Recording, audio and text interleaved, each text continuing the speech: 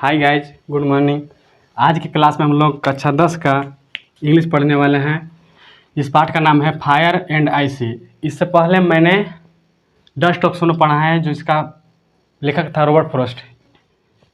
इस पाठ का भी लेखक है रॉबर्ट फ्रॉस्ट। तो चलिए पहले फायर एंड आईसी का हम लोग टाइटल समझते हैं। अगर आप लोग फायर एंड आईसी का अगर टाइटल समझ लेते हैं तो पोएम में कुछ दिक्कत नहीं हो सकते हैं। तो चलिए दोस्तों, पहले हम लोग पढ़ते हैं फायर एंड आईसी का मतलब।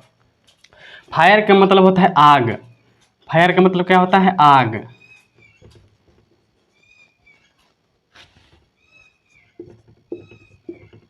आग। एंड का मतलब होता है और आइस का मतलब होता है बर्फ। बर्फ। तो दोस्तों, ये जो पोएम है ना, रॉबर्ट फ्रॉस्ट का है। मतलब फायर का मतलब आग होता है, लेकिन हम लोग यहाँ पर दूसरा अर्थ निकालेंगे। देखिए, कहने का अर्थ क्या है, क्योंकि रॉबर्ट फ्रॉस्ट ऐसा लेखक है जो कि गागर में सागर बहने जैसा काम करते हैं। मैं रॉबर्ट फ्रॉस्ट का रिस्क नहीं लेना चाहता हूँ, इसलिए आपको पहले फायर का अर्थ बताता हूँ। फायर का अर्थ होता है उन लोगों से मतलब है। फायर का मतलब है उन लोगों से जो बहुत ज़्यादा झगड़ालू लोग होते हैं और लालची लोग होते हैं। कहने का अर्थ क्या है, देखिएगा। कहने करते हैं कि संसार में जो भी झगड़ा करते हैं और लालच करते हैं, उन्हीं का मतलब आग से सहमत। मतलब फायर के मतलब है आक्रामक होना भी होता है। आक्रामक होना। फायर का मतलब होता है आक्रामक होना। और तो फायर का आप लोग दो अर्थ निकाल सकते हैं। पहला हो सकता है झगड़ालू लोगों के लिए और दूसरा हो सकता है लालची लोगों के लिए। कहने का अर्थ है कि संसार में लोग झगड़ा करते रहते किसी बात पर। मान लीजिए कि कुछ समाज में कोई बाहर निकलता है, तो निकलने समय देखते हैं अगल बगल आपको क्षेत्र में हल्ला हो, शोर मचाने लगते हैं, कुछ बात पर लड़ने लगते हैं। उसी का मतलब होता है आक्रामक होना या आग होना। आग मतलब से समाप्त हो सकता है। तो दुनिया में जो भी है, आग से समाप्त हो सकता है संसार। और दूसरी बात है बर्फ।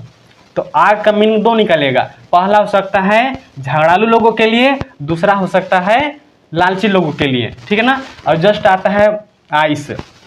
आइस का मतलब होता है ठंडा। ठंडा मतलब क्या बोलते हैं, देखिएगा।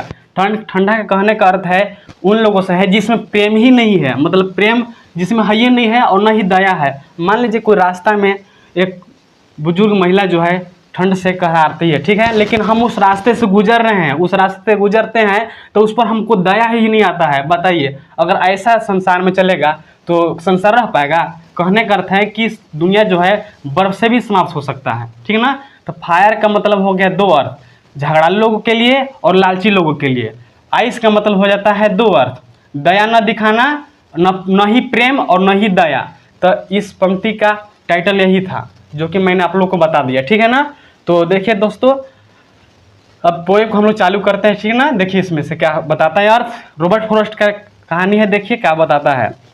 सम से कहने का अर्थ है कुछ लोग कहते हैं। कुछ लोग कहते हैं।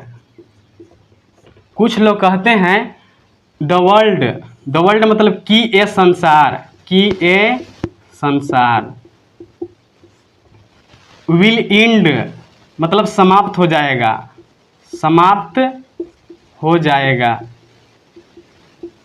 इन फायर मतलब आग में।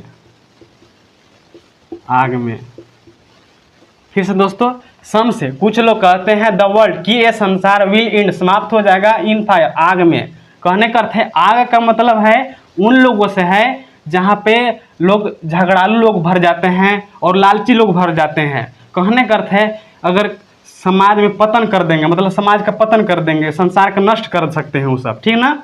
तो उन्हीं यही मैंने कहना चाह रहे हैं हम कि देखिए, कुछ लोग कहते हैं कि ये संसार नष्ट हो जाएगा, समाप्त हो जाएगा आग में। ठीक ना।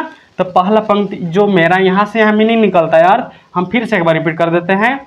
बोलता है कुछ लोग कहते हैं कि ये जो संसार है नष्ट हो जाएगा आग में। ठीक ना। यहाँ से यहाँ तक मीनिंग था। देखिए, सम से कहने के फिर से कुछ लोग कहते हैं, तो कुछ लोग कहते हैं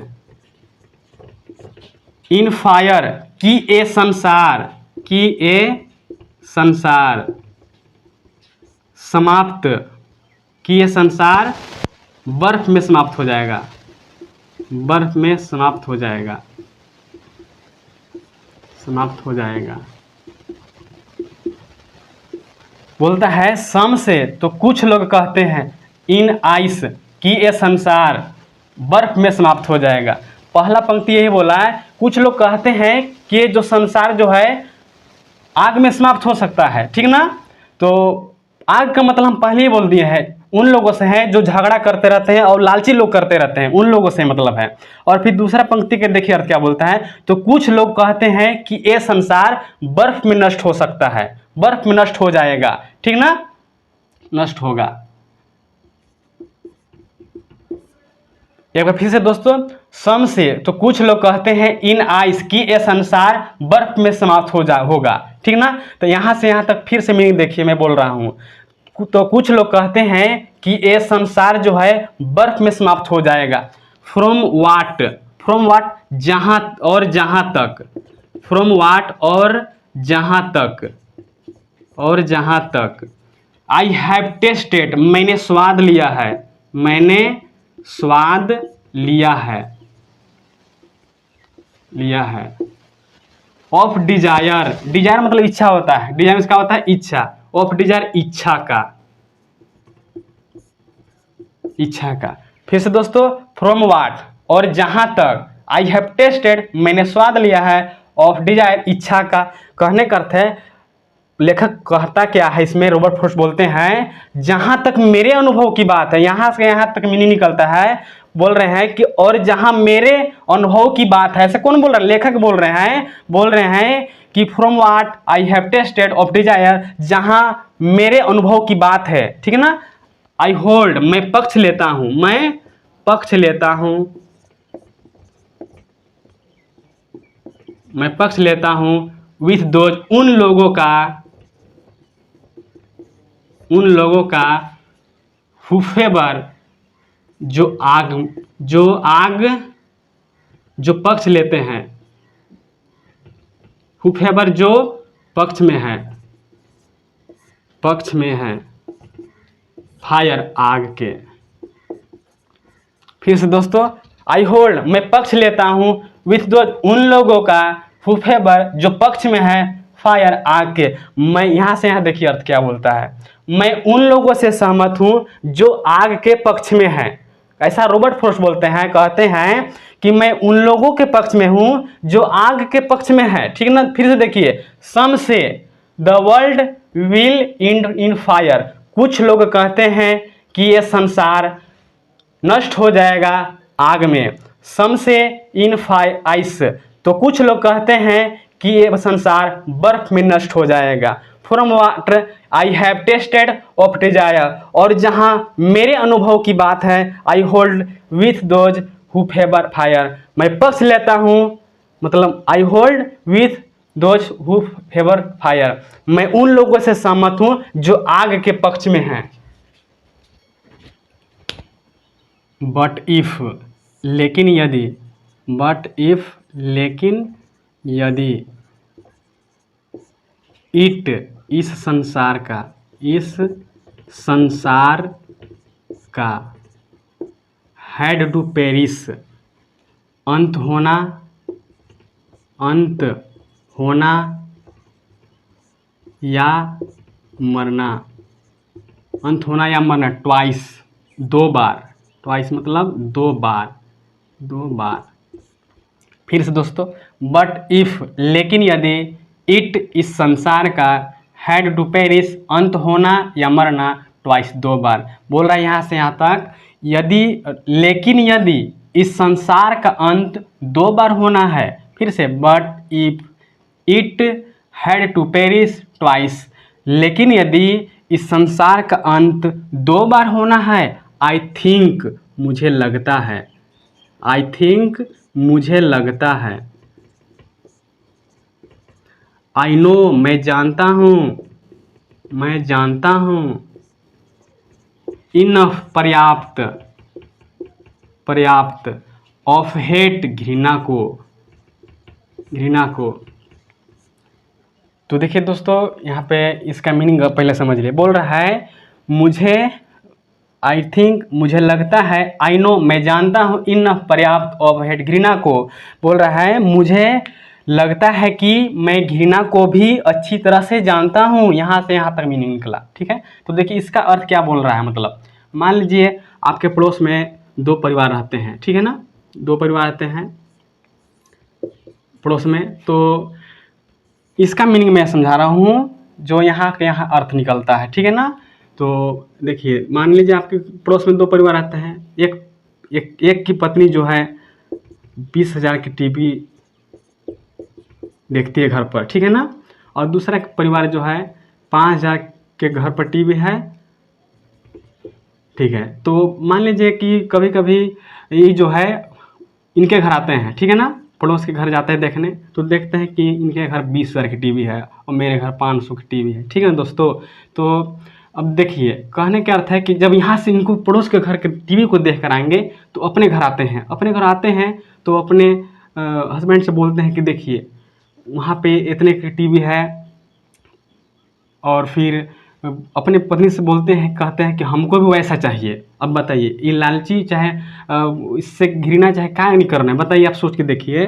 कहने का अर्थ है कि अब इनको देख कर आते हैं घर पर, अपने पति से बोलते हैं कि वहाँ पे इतने का टीवी है, इतना 20,000 टीवी है और मेरे घर इतने का है, तो हमको भी वैसे चाहिए। तो ठीक ना, मान लीजिए होता है इस तरह से, कंडीशन खड़ा हो जाता है कभी कभी, ऐसा नहीं बात है। तो देखिए अब इससे ईर्ष्या कर रहे हैं, क्या कर रहे हैं, ईर्ष्या। अब मान लीजिए कि इनके घर सैलरी कमाने का है मान लीजिए 40,000, बहुत ज़्यादा बोल रहे हैं लेकिन समझिए, मतलब कम से कम 40,000, ठीक है ना। और इनके घर मान लीजिए कि कमाते हैं महीने में 5,000। मान लीजिए कि ये कमाते हैं महीने में 40,000 इनके पति, और इनके पत्नी कमाते हैं 5,000, ठीक है ना। तब बताइए क्या इनके बराबरी कर सकते हैं? कहाँ है कि यहाँ है ये और क्या है ये? तो इस कंडीशन में बताइए, इससे ईर्ष्या कर रहे हैं, क्या कर रहे हैं, घृणा कर रहे हैं, क्या कर रहे हैं, एक तरह से घृणा कर रहे हैं इनसे, मतलब। तो कवि यही कह रहा है कि मुझे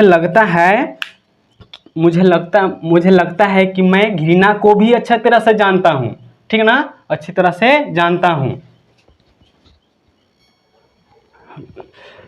टू से यह कहने के लिए